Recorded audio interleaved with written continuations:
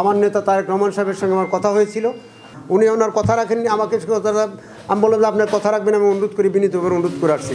উনি বলেছিলেন আমি দেখব, কিন্তু দেখারও শেষ হয়নি। আমি নির্বাচনে, আপনারা জানেন 4 তারিখে আমাকে এখান থেকে বাতিল করে দেওয়ার পরে আমি আপিল করেছিলাম নির্বাচন কমিশনে। গত 12 তারিখে সে আপিলে আমি বিজয়ী হয়েছি। আমার মনোনয়ন বৈধ করেছে, আমাকে আমার প্রার্থিতা ফেরত পেয়েছি। আমি নির্বাচনের মাঠে আছি ইনশাআল্লাহ। শেষ পর্যন্ত আনটিল ডেথ আমি নির্বাচনের মাঠে থাকবো ইনশাআল্লাহ। আল্লাহর রহমত আমার জনগণের বিপুল ভোটে আমাকে বিজয়ী করে মানিকগঞ্জ সেক্টরের এমপি আমি নির্বাচিত হব ইনশাআল্লাহ।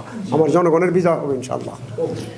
কাকা, আরেকটা বিষয় হচ্ছে এই আপনি তো আসলে বিএনপি সমর্থক বা বিএনপি নেতা, আসলে বিএনপি মানিকগঞ্জে হচ্ছে আরেকজনকে মনোনয়ন দিয়েছে, আপনি নিজে নির্বাচন করছেন, আসলে এটা দলের জন্য দলের কোনো হুমকি স্বরূপ কিনা অথবা ব্যর্থ হচ্ছে কিনা?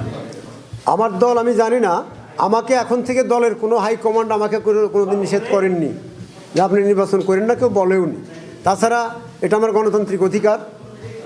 আপনারা জানেন, আমি আগেও বলেছি বহুবার, গত 18 সনের নির্বাচনের সময় আমার নেতা তারেক রহমান সাহেবের সঙ্গে আমার কথা হয়েছিল।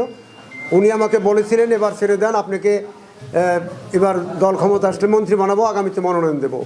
আমি সেই কথা বহুবার কিন্তু সংবাদ সম্মেলনে বলেছি, এখনও বলছি, বুকে হাত দিয়ে বলতে পারি, সত্য কথা বলতে আমার কোনো আপত্তি নেই।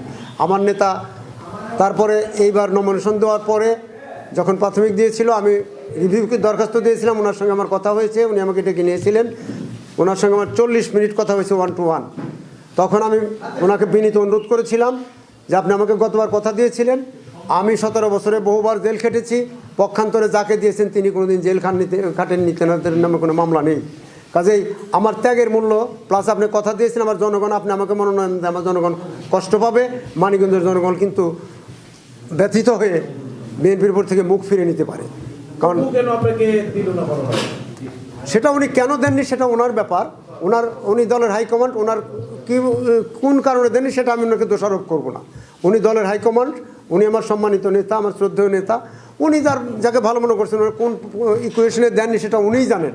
উনি ওনার কথা রাখেননি, আমাকে আমি বললাম যে আপনার কথা রাখবেন, আমি অনুরোধ করি, বিনীতভাবে অনুরোধ করে আসছি। উনি বলেছেন আমি দেখব, কিন্তু দেখারও শেষ হয়নি। এখন পর্যন্ত আমাকে একদিন তো কেউ বলেনি যে আপনার নির্বাচন থেকে সরে যান, আর সরে যেতে বললে এখন আমার সুযোগ নেই। কেন আমাকে যার অপিনিয়নটা আমাকে সরে যেতে বলছে তার লোকেরা, তার পিএস সহ আমাকে অ্যাসল্ট করা হয়েছে হাজার লক্ষ মানুষের সামনে, বাইরে আমাকে আমার গায়ে আঘাত করা হয়েছে, আমার গায়ে হাত দেওয়া হয়েছে, আমাকে বেজ্জতি করা হয়েছে। কাজে আমাকে আর এখন বসার কোনো সুযোগ নেই। আবার নির্দেশ দেয়, আবার অনুরোধ করে, তাহলে হচ্ছে সেই ক্ষেত্রে আমি তখন বিবেচনা করবো, তো আমার পক্ষে সম্ভব হবে না আর পিছিয়ে আসা। এখন পিছিয়ে আসলে আমার জনগণ আমাকে বেঈমান বলবে। আমি জনগণের দাবির কাছে, আমি এখন জনগণের প্রার্থী, আমি জনগণকে সাথে নিয়ে বিএনপির ধানের শীষকে রক্ষা করার জন্যই, আমার বিএনপির বিজয় রক্ষার জন্য বিএনপির প্রার্থী যিনি আছেন, আমার বিশ্বাস জনগণ বলে আমাকে আপনি না দেন আমরা অন্য জায়গায় ভোট দেবো, জামাতে ভোট দেবো।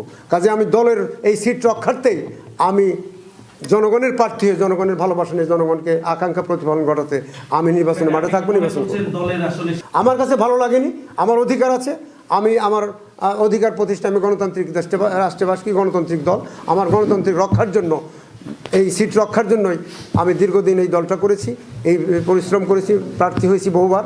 আমার জনগণের দাবি আমাকে নির্বাচন করতে হবে, আমি মাঠে আসি, মাঠে থাকবো ইনশাআল্লাহ। আমার দলের কোনো নেতার আমি কোনো দোষ ধরি না, তারা আমার শ্রদ্ধা নেই, তাদের আমি সম্মান করি, শ্রদ্ধা জানাই, সালাম জানাই।